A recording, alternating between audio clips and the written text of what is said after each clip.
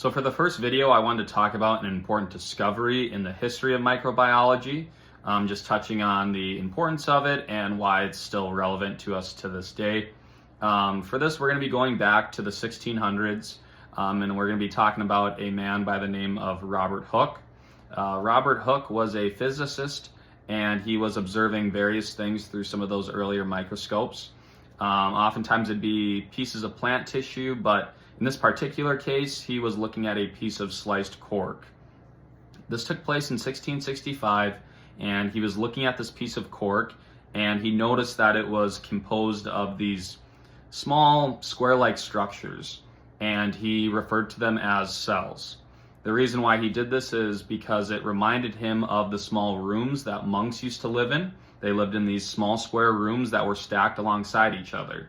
So this is where that term cells originates from. So why is this important? You know, you hear about cells in any science, micro class, whatever it may be, right? But at the time, it didn't hold a ton of significance until years later when microscopes became a little more advanced and people were really able to narrow in on what they were looking at. But his initial observation and his initial description is what eventually helped lead to cell theory. So cell theory is ultimately the idea that all living organisms are composed of kind of these small building blocks that we refer to as cells.